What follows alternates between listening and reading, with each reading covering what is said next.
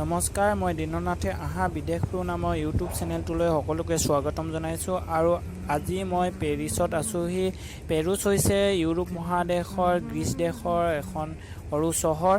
এই চহৰখনতে আজি আমি উপস্থিত হৈছোঁহি। আমাৰ জাহাজখন ইয়ালৈ আহিছে 14 দিনৰ পিছত। ইয়াৰ পৰা আৰু 14 দিনৰ পিছত আমি ভাৰত পামগৈ। আৰু আমি প্ৰায় 19 দিন আহিলোঁ। 19 দিনৰ পিছত আমি গ্ৰীচ পাইছোঁহি। গ্ৰীচ আৰু 14 দিন যোৱাৰ পিছত আমি ভাৰত পামগৈ।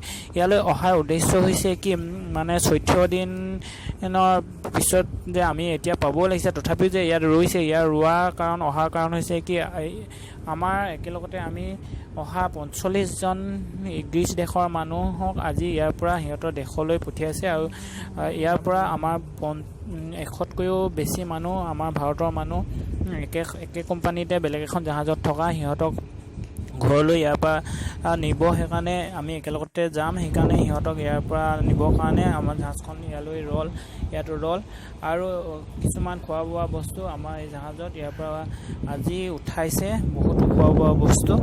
আৰু 14 দিনৰ কাৰণে এই 14 দিনৰ যাবলৈ আমাৰ প্ৰায় 5185 কিলোমিটাৰ যাব লাগিব, তেতিয়া 14 দিন পূৰা হ'ব। আৰু এই 14 দিনৰ পিছত আমি ভাৰত পাম। প্ৰায় 5185 কিলোমিটাৰ যোৱাৰ পিছতে আমি ভাৰত পাম।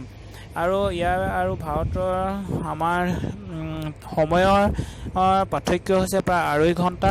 আমি আৰু 2.5 ঘণ্টা যোগ দিয়াৰ পিছতহে, আমি আগবাঢ়ি যোৱাৰ পিছতহে আমাৰ ভাৰতৰ লগত আমাৰ ঘড়ীৰ সময় মিলি যাব, জাহাজৰ সময় মিলি যাব। কিয়নো আমি এতিয়া গ্ৰীচ দেশত আছোঁ, ইউৰোপ দেশৰ সময় আৰু ভাৰতৰ সময় আছে 2.5 ঘণ্টা পাৰ্থক্য। আৰু ইয়াৰ পৰা যদি আমি ভাৰতলৈ যদি জাহাজেৰে নগৈ ফ্লাইটেৰে যাওঁ, এৰোপ্লেনেৰে, তেতিয়াহ'লে মানে কি হয়, আমাৰ প্ৰায় 12-13 ঘণ্টা সময় লাগিব।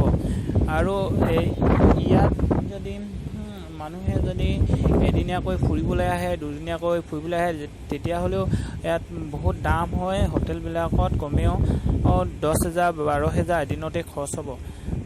বহুত এক্সপেঞ্চিভ জেগা হয়। সেইকাৰণে আজি এনেকৈয়ে আপোনালোকক অলপ সময় সুযোগ উলিয়াই আপোনালোকক অকণমান দেখাইছোঁ।